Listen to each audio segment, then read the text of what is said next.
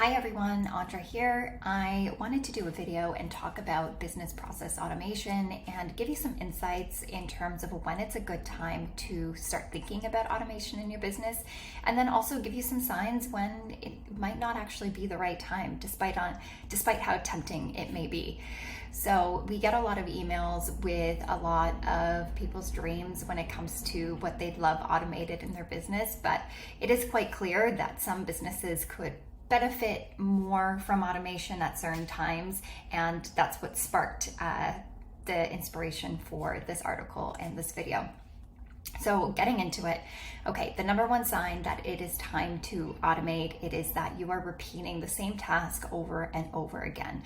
And we all know what that feels like. It's dreadful. You're not really using your creative mind.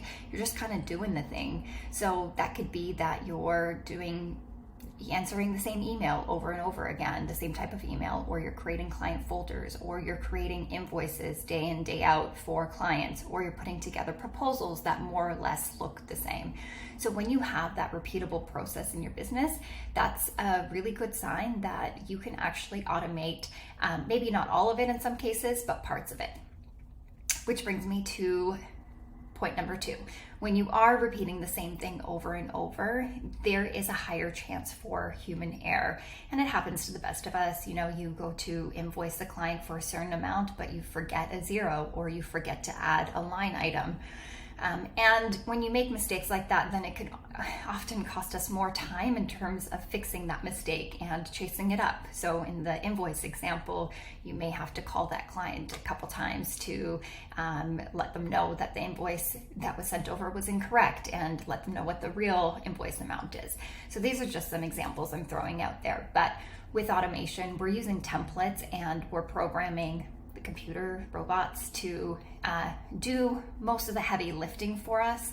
And sometimes you may want to double check that that is all correct if your business needs some of that nuance, but it does reduce human error when you have robots doing most of that heavy lifting. Point number three is that there's data inconsistency. So when we're using automation, the example that comes to mind, for example, is when you need to extract some data from your customers or clients, and you need a consistent set of information to do the work that they hired you to do, for example. And when you're entering details in manually, some of those details can get forgotten about, and there could start being some inconsistency in the data that you have gathered. So if consistency is important in your business, you know, putting together something like a form with required fields that extracts that data, and then automatically all of that data is now in a really clean format in your CRM, that's going to be super beneficial. More than that, another benefit is that your team members will know where to look for certain information because it's consistent. So they're not going, where is XYZ client folder? Because the automation created it, so they can easily find it. And they're relying less on those human errors or the mistakes that may have been made that are now causing the runaround because the automation has done that heavy lifting.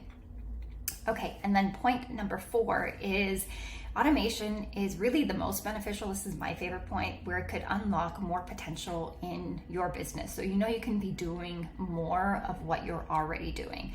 So for example, you're getting a lot of leads, but you're really falling behind on following up with them, or you're falling behind on creating proposals, or you're falling behind on invoicing, and that's causing invoices to get paid late, or your customers are frustrated because they're relying on you to get certain pieces of information and it's not being sent to them. So when you're feeling this friction, that if you just had more time to do more of these things, your business would have better outcomes, that's really the sweet spot of when you want to add automation in to unlock some of that potential. Okay, so just thinking about that in your business, now I'm going to transition to when it's not actually a great time to automate, because we talk a lot about this as well. So there's two main points here. So the first is if you don't have a consistent process. So for example, if you're a startup and you're just starting out, or you're just trying to figure out a process in your business and you're not quite clear on how that's going to look like, and you anticipate it changing, weekly, monthly even, that's not really a good time to automate, because what you're going to do is you're going to build an automation that's going to really quickly be out of date, and then you're going to have to rebuild the automation consistently.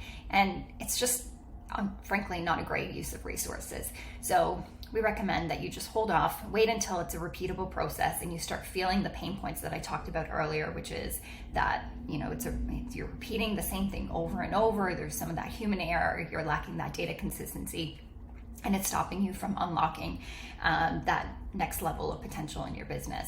So wait until that point. Don't automate too early in this case.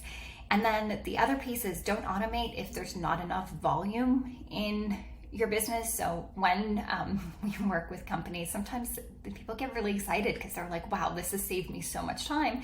So they start thinking about all the other different areas that we can help with automation. And some of those things are not really worthwhile, because maybe somebody on their team is doing it once or twice a week and it's taking them 3 minutes each time. And if that's the case, investing in an automation is not really going to bring you the ROI that you're looking for. So what we say is look at areas where there is that friction, the 4 points that I talked at the beginning. And if there is enough of a pain point and there's enough volume, then that's when you know you want to automate. Okay, if you have any questions, let us know, and let us know what you're looking to automate next in your business. Talk to you soon.